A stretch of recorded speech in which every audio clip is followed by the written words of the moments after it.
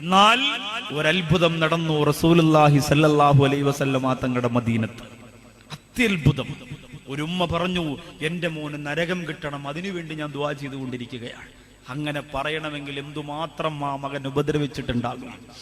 മദീനയുടെ മണവാളൻ കടന്നു ചെല്ലുകയാണ്. ഖബറുകളുടെ ഭാഗത്തൂടെ മുത്തുനബി തങ്ങൾ നടന്നു പോകുമ്പോ സല്ലല്ലാഹു അലൈഹി വസല്ലം അല്ലാഹുവിന്റെ റസൂൽ നടന്നു പോകുമ്പോ ഖബറിന്റെ അകത്തിരുന്ന് നിലവിളി കേൾക്കുകയാ, നബിയേ എന്നെ ഒന്ന് രക്ഷപ്പെടുത്തണം റസൂലേ. ഇത് ഞാൻ പറയുമ്പോ വേളാവൂരുള്ളവർ അത്ഭുതപ്പെടണ്ട. അല്ലാഹുവിന്റെ റസൂലിന് എങ്ങനെയാണ് ഖബറിന്റെ അകത്തുള്ളവരുടെ നിലവിളി കേൾക്കാൻ കഴിയുന്നതെന്ന്. എല്ലാ ഖബറുകളുടെ നിലവിളിയും റസൂലുള്ളാഹി തങ്ങൾക്ക് കേൾക്കാൻ കഴിയുന്നതാ. പക്ഷേ ചില പ്രത്യേകമായ ഖബറിന്റെ അകത്തുള്ള വ്യക്തികൾ പോലും അല്ലാഹുവിന്റെ തീരുമാന പ്രകാരം നബി തങ്ങളോട് സംസാരിച്ചിട്ടുണ്ട്. ആ പ്രവാചകരാ നമ്മുടെ പ്രവാചകൻ. അല്ലാതെ സാധാരണ മനുഷ്യനാണെന്ന് പറഞ്ഞ് ചില വിവരമില്ലാത്തവർ ചുമന്നുകൊണ്ട് നടക്കുന്ന പ്രവാചകൻ നമ്മുടെ പ്രവാചകനല്ല. അതവരുടെ പ്രവാചകനാണ്, അതവരുടെ പ്രവാചകരാണ്. നമ്മുടെ പ്രവാചകൻ സാധാരണ മനുഷ്യനല്ല. നമ്മുടെ പ്രവാചകൻ മറ്റുള്ളവരോട് സംസാരിച്ചിട്ടുണ്ട്. ഖബറിന്റെ ഉള്ളറയിൽ കിടക്കുന്നവിടെ അദാബ് കണ്ടിട്ട് അല്ലാഹുവിന്റെ റസൂൽ മണ്ണിന്റെ മുകളിൽ ഇരുന്നു കൊണ്ട് തേങ്ങിക്കരഞ്ഞു പോയിട്ടുണ്ട്. ആ പ്രവാചകരോട് ഖബറിന്റെ അകത്ത് കിടന്നുകൊണ്ട് ഒരു ചെറുപ്പക്കാരന്റെ കണ്ണീര് അല്ലാഹു ഈ സമുദായത്തിന് പഠിപ്പിച്ചു തരാൻ വേണ്ടി കാണിച്ചു കൊടുക്കുകയാണ്. ആ ചെറുപ്പക്കാരൻ പറയുന്നു, നബിയേ എന്നെ രക്ഷപ്പെടുത്തണം നബിയേ. എന്റെ കാല് മുതൽ തലച്ചോറ് വരെ ഞാൻ നരകത്തീ കൊണ്ട് വെന്തുരുകുന്നു നബിയേ. അത് കഴിയുമ്പോ തല മുതൽ ഉള്ളംകാല് വരെ വീണ്ടും വെന്തുരുകി പോവുകയാണ്. നബി തങ്ങൾ ചോദിച്ചു, എന്തേ നീ ചെയ്ത തെറ്റെന്തേ? ആ ചെറുപ്പക്കാരൻ പറയുന്നു, എല്ലാ നന്മകളും ചെയ്തു നബിയേ. സ്വതക്ക ചെയ്തു, ഇബാദത്ത് ചെയ്തു, പാവപ്പെട്ടവരെ സഹായിച്ചു, എല്ലാ സൽക്കർമ്മങ്ങളും ചെയ്തു നബിയേ. പക്ഷേ എപ്പോഴോ ചില ദിവസങ്ങളിൽ എന്റെ ഉമ്മയും ഞാനുമായി വഴക്കുണ്ടായി നബിയേ. എന്തുമ്മാടെ പൊരുത്തമില്ലാതെയാ മരിച്ചുപോയത്. ലൈബ്രറിയുടെ നടത്തിപ്പുകാരായ മക്കത്തുൽ മുക്കറബയിലെ സ്നേഹസമ്പന്നരായ ചെറുപ്പക്കാരാ വെമ്പായത്ത് KMYF പരിപാടി സംഘടിപ്പിച്ചിട്ട് അതിനുവേണ്ടി ഓടി നടന്ന് കഷ്ടപ്പെട്ട ചുറുചുറുക്കുള്ള എന്റെ പ്രിയപ്പെട്ട ചെറുപ്പക്കാർ ഇവിടെയുണ്ട്. അങ്ങനെയുള്ള പ്രിയ യുവ സുഹൃത്തുക്കളെ, ഈ പരിസരത്തിൽ നിന്നെല്ലാം അത് ശ്രമിക്കാവുന്ന പ്രിയപ്പെട്ട രക്തത്തിളപ്പുള്ള ചെറുപ്പക്കാരാ, ഇന്ന് ഈ മക്കളെ കെട്ടിക്കാൻ നിങ്ങൾക്ക് ഉത്സാഹമാണ്, പള്ളിക്ക് പൈസ വിരിച്ചു കൊടുക്കാൻ ഉത്സാഹമാണ്, ലൈബ്രറി നടത്താൻ ഉത്സാഹമാണ്, നബിദിന ഘോഷയാത്ര നടത്താൻ ഉത്സാഹമാണ്. അതിൻ്റെ അകത്ത് സിനിമ പാട്ടിട്ടുകൊണ്ട് റോഡിൽ വന്ന് നൃത്തം ചെയ്യാനും നിനക്ക് വല്ലാത്ത സന്തോഷമാണ്. പക്ഷേ എന്റെ ചെറുപ്പക്കാരാ, നിന്റെ വീട്ടിന്റെ അകത്തെ ഉമ്മയെ നീ എന്തിനാ വേദനിപ്പിച്ചത്? എന്തിനാ വേദനിപ്പിച്ചത്? ഈ പ്രിയപ്പെട്ട സഹോദരൻ പറയുന്നു, നബിയേ എല്ലാ പുണ്യങ്ങളും ഞാൻ ചെയ്തു പോയവനാണ്. പക്ഷേ തങ്ങളെ, എന്റെ ഉമ്മയുടെ പൊരുത്തമില്ലാതെയാ ഞാൻ മരിച്ചുപോയത്. അല്ലാഹുവിന്റെ റസൂൽ അത് കഴിഞ്ഞിട്ട് മദീനത്തേക്ക് വരികയാണ്. മുത്തുനബി തങ്ങളെ സഹാബത്തിനോട് പറയുകയാ, എല്ലാവരെയും അറിയിക്കുക, ഏതൊക്കെ മക്കൾ മരിച്ചുപോലെ ഉമ്മമാര് മദീനയുടെ മുകളിലുണ്ടോ അവര് മുഴുവനും ആ മക്കൾക്ക് വേണ്ടി ഇന്ന് രാത്രി ദുആ ചെയ്യുക. കഴിയുമെങ്കിൽ അടക്കപ്പെട്ടിരിക്കുന്ന ഖബറിന്റെ ഭാഗത്ത് പോയിട്ട് ദുആ രക്കുക. ഏതെങ്കിലും ഉമ്മമാര് പോകാതിരുന്നാൽ ആ വിവരം എന്നെ അറിയിക്കണമെന്ന് മുത്തുനബി തങ്ങൾ അറിയിപ്പ് കൊടുക്കുമ്പോ പിറ്റേന്നൊരു സഹാബി വന്നിട്ട് പറയുന്നു, നബിയേ എല്ലാ ഉമ്മമാരും ഖബറിന്റെ അടുത്ത് പോയി വീട്ടിൽ നിന്ന് ദുആരുന്നു. പക്ഷേ ഒരു ഉമ്മ മാത്രം പറഞ്ഞു, ഞാൻ എന്റെ മോന് വേണ്ടി ദുആ ചെയ്യൂല, ഞാൻ എന്റെ മോന് വേണ്ടി അല്ലാഹുവോട് ദുആ രക്കൂല, എനിക്കെന്റെ മോന് നരകം കൊടുത്താ മതി, എന്റെ മോന് ഖബറിന്റെ അകത്ത് സമാധാനം വേണ്ട എന്ന് പറയുന്നു നബിയേ. സ്നേഹം പഠിപ്പിച്ച പ്രവാചകന്റെ കണ്ണുനീര് അടകെട്ടി ഒടുകയാണ്. അല്ലാഹുവിന്റെ റസൂൽ പറഞ്ഞ് വിളിക്കുക, കൊണ്ടുവരിക ഉമ്മയെ. നോക്കുമ്പോഴാ മദീനയുടെ മരുഭൂമിയുടെ ആ ചുട്ടുപൊള്ളുന്ന മണ്ണിൽ ചവിട്ടി വേച്ച് വേച്ച് നടന്നു വരുന്ന തൊലി ചൊട്ടി ചുളുങ്ങിപ്പോര കണ്ണുകുഴിയിലേക്ക് വീണുപോയ ഒരു വടി കുത്തി പിടിച്ചുകൊണ്ട് നടന്നു വരുന്ന ഉമ്മ.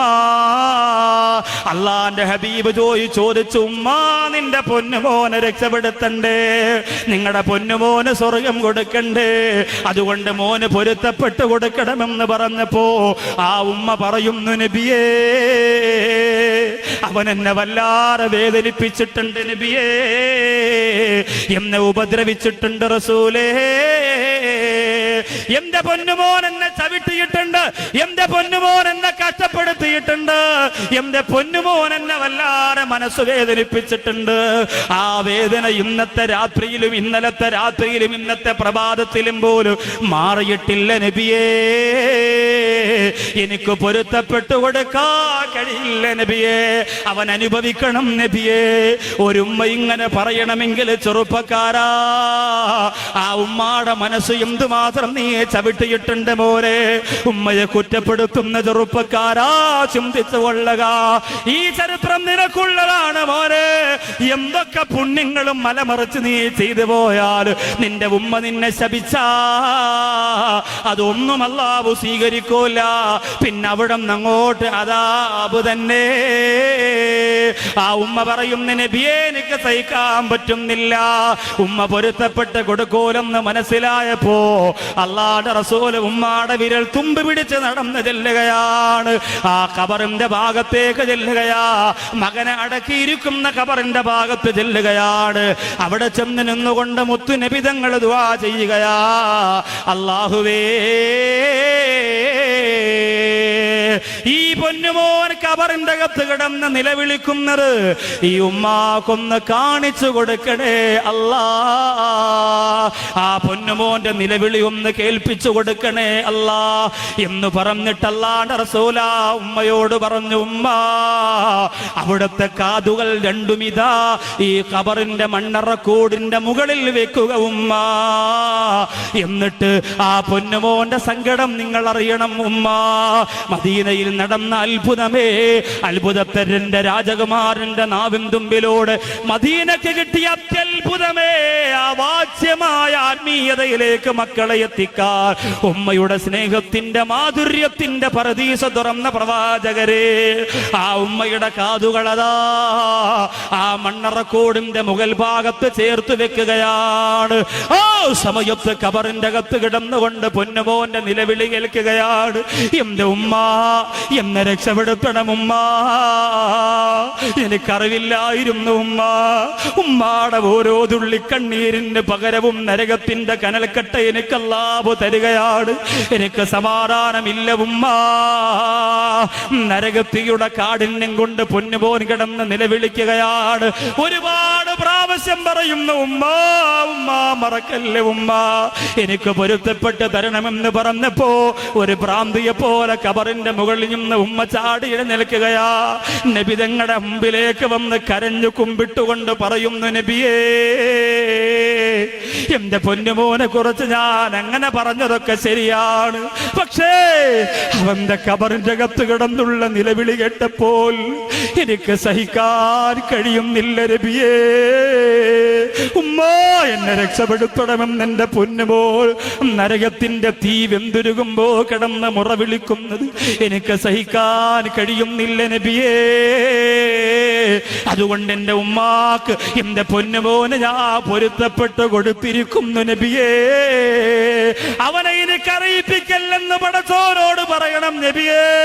ഉമ്മാടെ പ്രാർത്ഥനയുണ്ടെന്ന് പറഞ്ഞു കൊടുക്കണം നബിയേ. എന്റെ ചെറുപ്പക്കാരാ, ഇതിന് പകരം നീ എന്താടാ ഇന്ന് കൊടുത്തുകൊണ്ടിരിക്കുന്നത്? ഈ സ്നേഹത്തിന് പകരം ഇന്നെന്താ കൊടുത്തുകൊണ്ടിരിക്കുന്നത്? ആൺമക്കളോട് മാത്രമല്ല ഞാനിത് പറയുന്നത്, പിറന്നു വീണതിന്റെ അന്ന് മുതൽ നിന്റെ വളർച്ച കണ്ടുകൊണ്ട് പൊട്ടിക്കരയുന്ന ഉമ്മ, അത്ഭുതപ്പെടുന്ന ഉമ്മ, പെങ്ങളെ, നിനക്ക് നല്ലൊരു ജീവിതത്തിന് വേണ്ടി തഹജ്ജുദ് നിസ്കരിച്ചിട്ട് കരഞ്ഞുകൊണ്ട് ദ്വാരുന്ന ഉമ്മ, എന്റെ പൊന്നുമോൾക്ക് നല്ല ഭർത്താവിനെ കൊടുക്കണമെന്ന് കരഞ്ഞു ദ്വാ ചെയ്ത ഉമ്മ, നിനക്കൊരു സ്വർണ്ണവള വാങ്ങാൻ ഉമ്മാടെ ആഭരണങ്ങൾ മുഴുവനും വിറ്റിട്ടല്ലേ ഉമ്മ പണം ചെലവഴിച്ചത്? വേളാവൂരില് എന്റെ പ്രിയപ്പെട്ട പെങ്ങന്മാരെ, നിന്റെ ഉമ്മമാരെ കുറിച്ചും ഞാൻ പറയുകയാണ്, ആ മക്കൾ മാത്രം സ്നേഹിച്ചാ പോരല്ലോ, കരഞ്ഞ് കരഞ്ഞ് ദുആ ചെയ്ത് പൊന്നുമോളാകുന്ന നിനക്കൊരു നല്ല കുടുംബജീവിതം ഉമ്മയുടെ പൊരുത്തത്തോടുകൂടി അല്ലാഹു തന്നു പോയെങ്കിൽ ഇന്ന് നിനക്ക് വേളാവൂര് വലിയൊരു കൊട്ടാരമായി, നീ ഇന്ന് വലിയ പത്രാസുകാരിയായി, നിന്റെ കയ്യിൽ ഇന്ന് ധാരാളം പണമുണ്ടായി, നിന്റെ ഭർത്താവ് നല്ല സമ്പന്ന വർഗത്തിൽപ്പെട്ടവനായി. അതുകൊണ്ട് നിന്റെ ഉമ്മ എത്ര ദിവസമായി വീട്ടിന്റെ അകത്ത് ചുമയും കുരയുമായി, ഒരാൾ നോക്കാറില്ലാതെ വിരിപ്പിൽ കിടന്ന് കാലുവഴിയെ മലമൂത്ര വിസർജനം നടത്തി ദുർഗന്ധം വന്ന് അയൽവക്കത്തുള്ള ഹൈന്ദവ സഹോദരിമാര് വരെ കടന്നു വന്നിട്ട് വൃത്തിയാക്കി കൊടുക്കുന്ന ഒരു സാഹചര്യമാണെങ്കിൽ എന്റെ പ്രിയപ്പെട്ട പെങ്ങളെ, നീ എത്ര വലിയ സ്നേഹസമ്പന്നയായ കുടുംബജീവിതം നയിച്ചാലും മോളെ നിനക്ക് നരകമാണ്.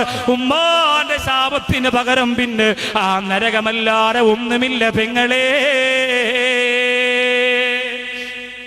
അല്ലാഹു നമ്മെ കാത്തുരക്ഷിക്കട്ടെ. ഇൻഷാ അല്ലാഹ് എൻ്റെ ഉമ്മാക്ക് സ്വർഗം കൊടുക്കണം അല്ലാ എന്ന നിയ്യത്തിൽ മക്കത്തുൽ മുക്കറമയുടെ സംഘാടകർ കൊണ്ടുവരുന്ന ബക്കറ്റിലേക്ക് സുദക്ക, ഒറ്റ നിയ്യത്ത്, അതിനപ്പുറം ഒന്നുമില്ല. പടച്ചോനെ എൻ്റെ ഉമ്മാക്ക് സ്വർഗം കൊടുക്കണം. ഈ സുദക്കയും ഈ മജ്‌ലിസിന്റെയും ബറക്കത്ത് കൊണ്ടാണ് നിന്റെ ഉമ്മാക്ക് അല്ലാഹ് സ്വർഗം കൊടുക്കുന്നതെങ്കിൽ ആ ഉമ്മാക്ക് നീ എന്ത് തെറ്റ് ചെയ്തു പോയാലും പൊരുത്തപ്പെട്ട് തരാതിരിക്കാൻ സാധ്യമല്ല. കാരണം ഈ ദുആ കൊണ്ടാണ് ഉമ്മാക്ക് സ്വർഗം കിട്ടുന്നതെങ്കിൽ എത്ര വലിയ പൊരുത്തക്കേട് നീ ചെയ്തിട്ടുണ്ടെങ്കിലും ആ ഉമ്മാക്ക് നിനക്ക് പൊരുത്തപ്പെട്ട് തന്നേ പറ്റുള്ളൂ. സ്വർഗം വാങ്ങിക്കൊടുത്ത മകന് പകരം ഒരു ഉമ്മയുടെ മനസ്സിലും വെറുപ്പുണ്ടാവില്ല. അല്ലാഹു അനുഗ്രഹിക്കട്ടെ. കണ്ണീരോടെ നമുക്ക് ദുആ